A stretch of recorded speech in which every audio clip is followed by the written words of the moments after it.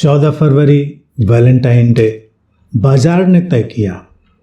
अब बाजार के इस व्यवस्था से प्रभावित होकर युवा भागने लगते हैं वैलेंटाइन डे मनाने, प्रेम को तलाशने।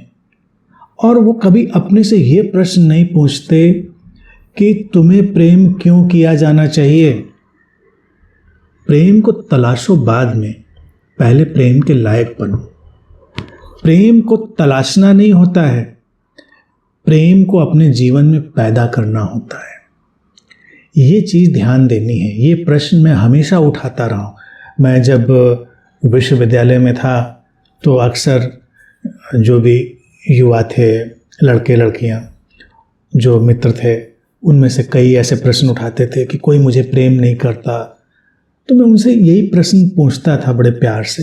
मैंने कहा ये बात तो ठीक है, कोई प्रेम नहीं करता, मान लिया, लेकिन कभी क्या इस पर भी सोचा है कि कोई तुम्हें प्रेम क्यों करे। अब ये बात हम नहीं सोचते। अरे अपने जीवन को मधुर बनाइए। मधुर बनाएंगे लोग तुम्हारी तरफ आकर्षित होंगे।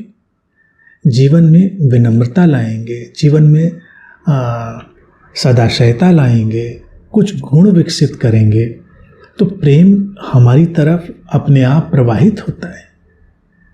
हम अपने जीवन में कांटे उगाकर चल रहे हैं और हम सोचते हैं लोग हमारे ऊपर फूल बरस रहे हैं। अरे खुद भी तो फूल बनिए।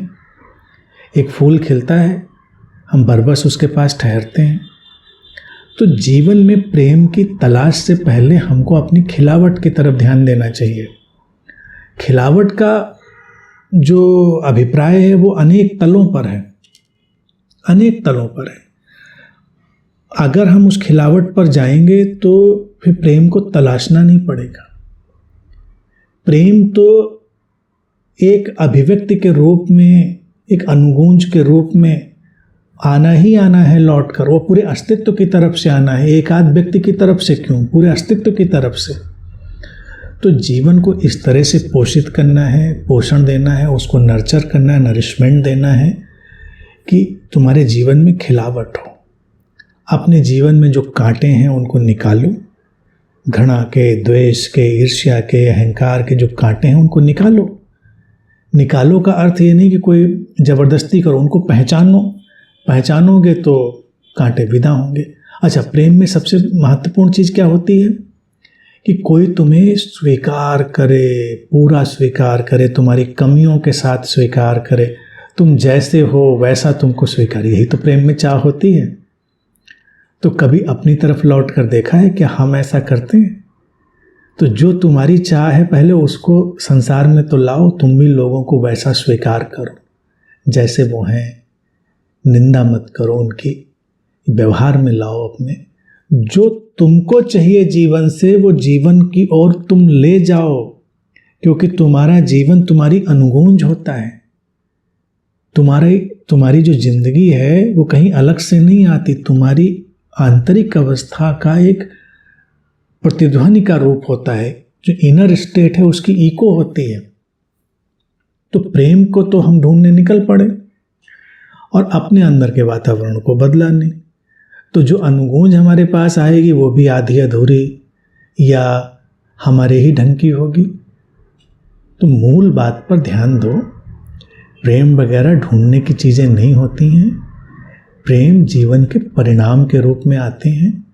और एक ही बात ध्यान रखो, वो प्रेम के लिए भी उतनी ज़रूरी है, उतनी ही ध्यान के लिए भी ज़रूरी है, उतनी ही धर्म के लिए भी ज़रूरी है कि दूसरों के साथ, अस्तित्व के साथ, इस जीवन के साथ वही व्यवहार करो जो तुम स्वयं के साथ चाहते हो। जो तुम स्वयं के साथ नहीं चाहते वो तुम अपने से बाहर मत ले जाओ। हर जगह ये बात लागू हो जाती। इसके बस विस्तार में चलते चले जाने की ज़रूरत है। हर जगह लागू होगी। जैसे तुम अपने शरीर के ऊपर नहीं चाहोगे कि गंदगी जमा हो जाए, रोज़ नहाते हो, अच्छे कपड़े पहनते हो, तो दूसरों के जीवन में भी ऐसा ही ध्यान रखो।